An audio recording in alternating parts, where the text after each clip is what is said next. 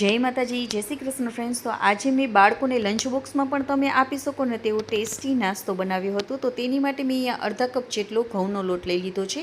તેમાં જરૂર મુજબ મીઠું અને 1 ચમચી જેટલું આપણે તેલ નાખી દેવાનું છે. સાથે થોડો એવો અજમોને મસળીને નાખી દીધો છે. ચપટી જેટલો જ મેં લીધો છે. હવે બધાને આપણે મિક્સ કરી લેવાનું છે પહેલાં, અને હવે થોડું થોડું પાણી નાખતા જવાનું છે. અને આપણે જે રેગ્યુલર રોટલીનો લોટ બાંધીએ છીએ ને તેવો જ આપણે આમાં લોટ બાંધી લઈશું. થોડું એવું આપણે તેને મસળી લેવાનો છે. મસળી જાય એટલે હવે થોડું એવું 1 થી 2 ટીપા જેટલું તેલ નાખી અને તે બધામાં આપણે તે લોટમાં લગાવી દેવાનું છે. અને હવે 10 મિનિટ માટે તેને ઢાંકીને રાખી દઈશું. ત્યાં સુધીમાં તમારે જે પણ શાકભાજી બાળકોને ભાવતા હોય અથવા તમારે જે પણ દેવા હોય ને તેને ઝીણા સમારી લેવાના. તો મેં અહીંયા અડધી જેટલી ડુંગળી સમારી લીધી છે, સાથે ટમેટું લીધું છે.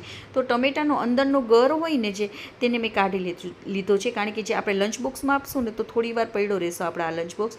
તો ટમેટો છે ને એકદમ એવું પાણી છોડી દેશે, તો બાળકોને ખાવાની મજા નહીં આવે. માટે થોડું એવું ગાજર, થોડું કેપ્સિકમ અને થોડા કોથમીરને ઝીણી સમારીને નાખી દેવાની. થોડું એવું મીઠું, થોડું એવું કાળા મરીનો ભૂક્કો નાખી દઈશું. સાથે ચીલી ફ્લેક્સ અને મિક્સ હર્બ નાખીશું. જેવું પણ તમારા બાળક તીખું ખાતા હોય ને તે પ્રમાણે તમારે આમાં નાખવાનું. તેને એકદમ સરસ એવું પિઝાનો ટેસ્ટ લાગશે, તો ખાવાની તેને બહુ મજા આવી જશે. તો આ બધાને મિક્સ કરી દેવાનું. તો આપણું શાકભાજીથી એકદમ કલરફુલ શાકભાજીથી ભરપૂર એવું આપણું આ તૈયાર થઈ ગયું છે. તો 10 મિનિટ થઈ ગઈ છે ત્યાં સુધીમાં. તો આપણે લોટને એકવાર મસળી લેશું. અને હવે લોટના મેં 2 ભાગ કરી લેવાના છે અને તેનો લુવો બનાવી લેશું. તો એક લુવો પહેલાં લઈ લેશું અને તેમાં કોરો લોટને સ્પ્રિંકલ કરી અને મોટી એવી રોટલી વણી લેવાની છે. આપણી રોટલી આપણે જે રેગ્યુલર જેટલી પતલી રાખીએ છીએ ને, બહુ કાગળ જેવી પતલી નથી રાખવાની. થોડી એવી રેગ્યુલર આપણે જેવી રોટલી કરીએ છીએ ને તેવી જ રોટલી કરી લેવાની. એવી જ રીતે આપણે બીજી રોટલીને પણ કરી લેશું. તો એક રોટલી છે ને આપણે મોટી રાખવાની છે થોડી, ને એક રોટલીની સાઇઝ થોડી નાની રાખીશું. તો આવી રીતે જો થોડી એવી જ મોટી રાખવાની છે, બહુ વધારે પડતી મોટી ના કરી લેતા. તો આટલી આપણે મોટી એક રોટલી રાખવાની. હવે જે નાની રોટલી આપણે રાખેલી છે ને તેને આપણે પહેલાં લઈ લઈશું. અને તેમાં મેં અહીંયા કેચઅપ નાખી દીધો છે, તેનાથી તેનો ટેસ્ટ સરસ આવશે. તો આપણા પીઝા પરોઠા છે, પણ પીઝા પરોઠામાં ઉપર આપણે ફિલિંગ નહીં કરીએ, પણ અંદર કરી લઈશું. સાથે મેં અહીંયા થોડો શેઝવાન સોસ નાખેલો છે, તેના ટેસ્ટ બહુ જ સરસ આવે છે. તો બંનેમાંથી ગમે તે એક પણ તમે આમાં નાખી શકો છો.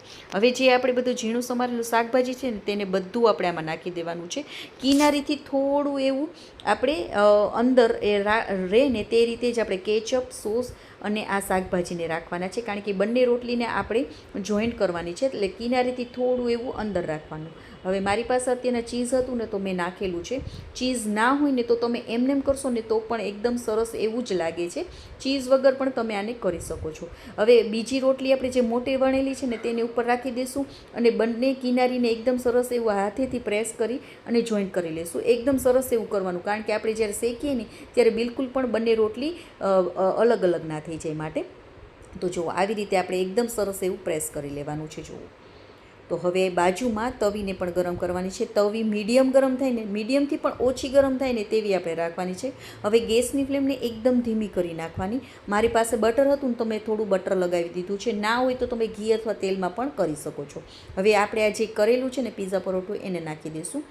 થોડું એવું આપણે નીચેથી શેકાઈ જાય ને એટલે તેને આપણે ફેરવી લેવાનું છે. આવી રીતે ગેસની ફ્લેમને ફૂલ રાખતા નહીં, કારણ કે આપણે કાચી રોટલી છે ને તો એકદમ સરસ એવી ધીમા ફ્લેમ ઉપર ચડશે ને. ધીમીથી મીડિયમ કરતું જવાનું. ધીમી મીડિયમ ઉપર જ આપણે તેને શેકી લઈશું, જેથી કરીને અંદર સુધી એકદમ સરસ એવું શેકાઈ જાય. હવે ફરતે ફરતે આપણે બટર અથવા ઘી તેલ લગાવી દેવાનું, ઉપર પણ બટર અથવા ઘી તેલ લગાવી દેવાનું, ફેરવી નાખવાનું. ઉપર ફરીથી આપણે બીજી સાઈડ પણ એવી રીતે આપણે ઘી તેલ અથવા બટરને લગાવી દેવાનું છે. હળવા હાથે આવી રીતે પ્રેસ કરતા જઈશું. કિનારીએ તવીથાથી પ્રેસ કરશો ને તો કિનારી પણ એકદમ સરસ એવી હળવા હાથે જ કરવાનું છે. કિનારી એકદમ સરસ એવી ચડી જશે. તો આવી રીતે તમે આગળ પાછળ ફેરવતું જવાનું છે અને એકદમ સરસ એવું પરોઠાને આપણે શેકી લેવાનું છે. તો જુઓ, જોતાં જ ખાવાનું મન થઈ જાય ને એવું બને છે. તમે બાળકોને લંચ બોક્સમાં તો શું, સાંજે બાળકોને ભૂખ લાગે ને તો આવી રીતે તમે બનાવીને આપો ને તો બાળકોને ખૂબ મજા આવી જશે. પીઝાનો જ ટેસ્ટ લાગે છે. તો તમે પણ આવી રીતે એકવાર જરૂરથી ટ્રાય કરજો. અને લંચ બોક્સમાં આપશો ને તો ઠંડુ થઈ જશે ને તો પણ બાળકોને ખૂબ જ પસંદ આવશે. તો તેને આપણે આવી રીતે કટકા કરીને આપી દેશો ને તો બાળકોને ખાવાની પણ મજા આવી જશે. તો તે લોકોને આવી રીતે આપણે કટકા કરીને આપી દેવાના લંચ બોક્સમાં. એકદમ સરસ લાગે છે.